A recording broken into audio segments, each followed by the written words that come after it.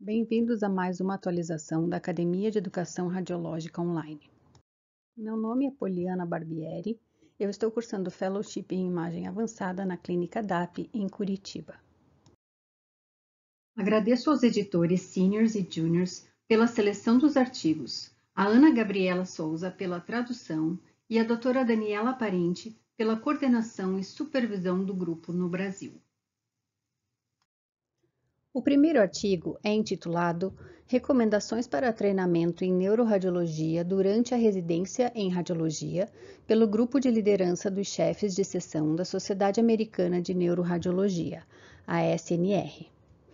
Nessa publicação, os autores falam que residentes especializandos de radiologia devem cursar um mínimo de 16 a 24 semanas em neuroradiologia, e descrever pelo menos 300 exames de tomografia, 150 de ressonância magnética e 50 estudos de imagem neurovascular, incluindo angio-TC e angio-ressonância.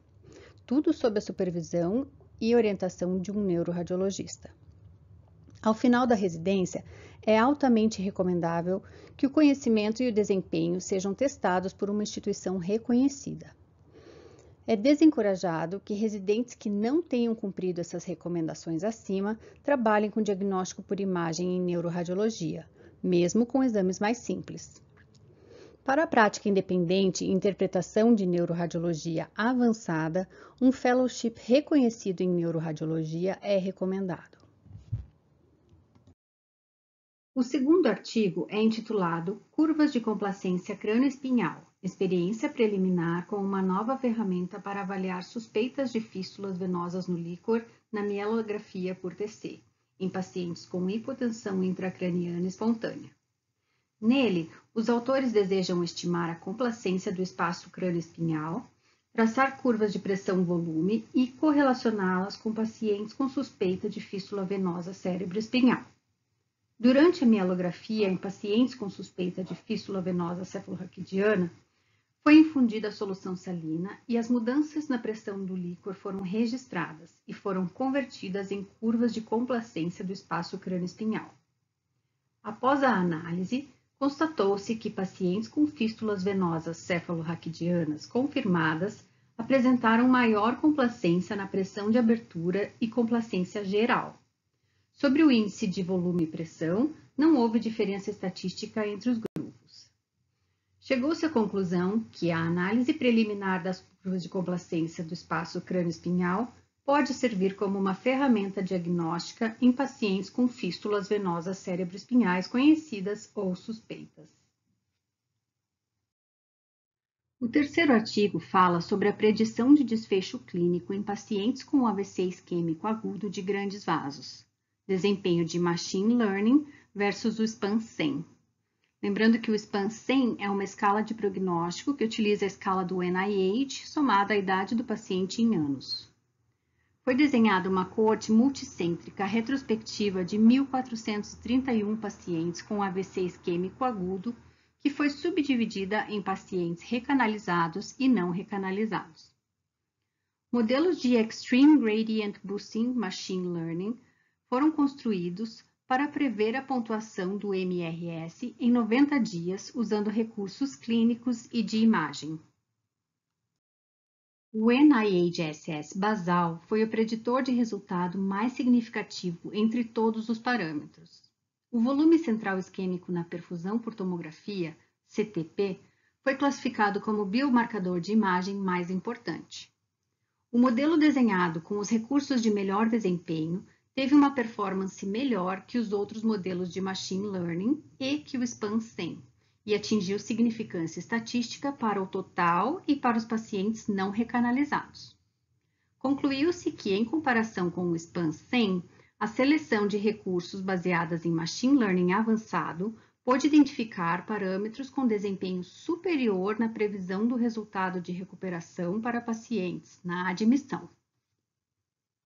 O próximo artigo fala sobre fístulas licóricas em pacientes com siderose superficial infratentorial do sistema nervoso central, um refinamento de um algoritmo de diagnóstico. Os pacientes com siderose superficial foram classificados em 4 subtipos diferentes.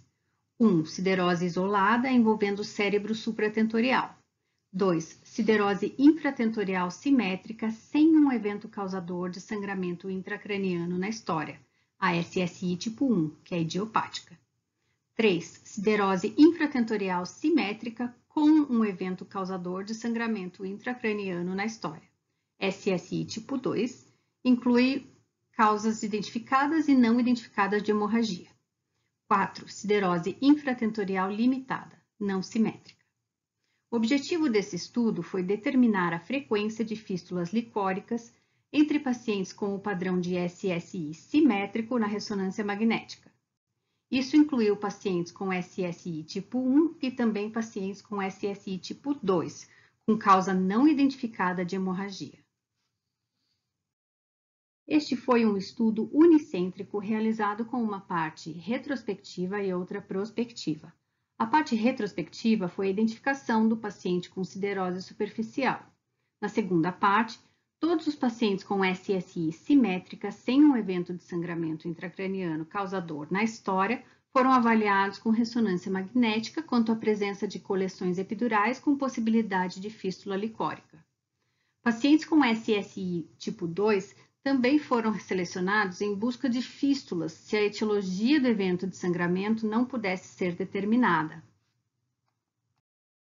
Dos 93 casos incluídos de siderose, 42 tinham siderose supratentorial isolada, 4 tinham SSI tipo 1, 26 tinham SSI tipo 2 e outros 21 pacientes tinham siderose infratentorial limitada.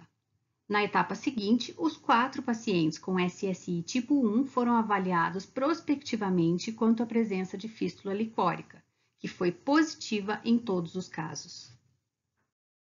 Concluiu-se que as fístulas licóricas podem ser frequentemente identificadas em pacientes com padrão de siderose superficial infratentorial simétrico. As implicações desse estudo são que, em casos de padrão de siderose superficial infratentorial simétrico sem sangramento ou causa identificável para sangramento, a investigação diagnóstica deve incluir ressonância magnética do neuroeixo completa. Nosso editor sênior ressalta que este estudo destaca a importância de considerar fístulas licóricas como causa de siderose superficial e não apenas as malformações vasculares.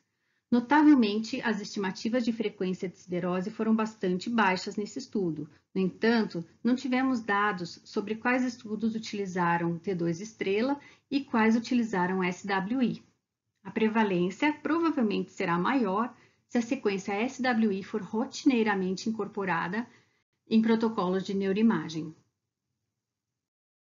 O nosso último artigo fala sobre os achados de ressonância magnética do cérebro em COVID-19 grave, um estudo observacional retrospectivo, e teve como objetivo descrever os achados de neuroimagem observados em infecções graves por COVID-19, excluindo infartos isquêmicos e trombose venosa. Foi um estudo multicêntrico retrospectivo em pacientes com COVID-19 e manifestações neurológicas com ressonância cerebral. Os critérios de inclusão foram PCR positivo para COVID, infecção grave por COVID-19, definida por necessidade de hospitalização e oxigenoterapia, manifestações neurológicas e achados anormais na ressonância cerebral. Vamos para os resultados.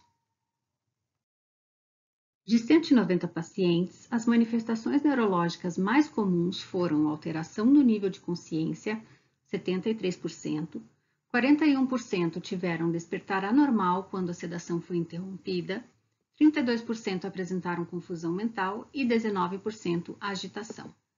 Os achados de neuroimagem foram: 43% dos pacientes apresentaram áreas hiperintensas nas sequências flare e ou difusão, localizadas no lobo mesial temporal unilateral.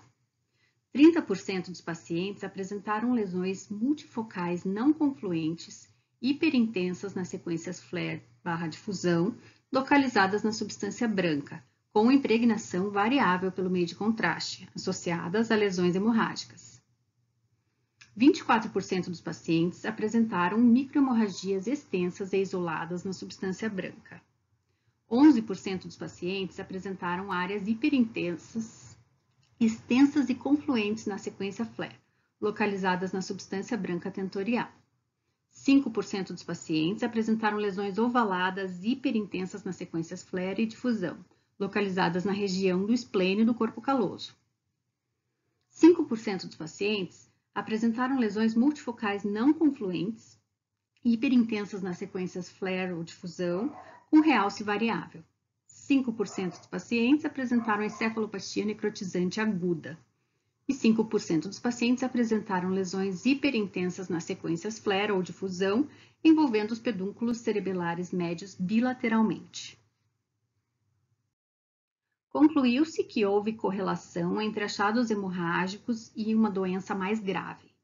8 padrões neuroradiológicos distintos foram descritos. Alguns desses achados mimetizam aqueles observados na ADEM, a neuroencefalite aguda disseminada, e na leucoencefalopatia pós-hipóxia tardia. A fisiopatologia desses achados permanece obscura. Caso queiram mais detalhes sobre os artigos apresentados, entrem em contato pelas redes sociais e acessem o nosso blog. Até o mês que vem!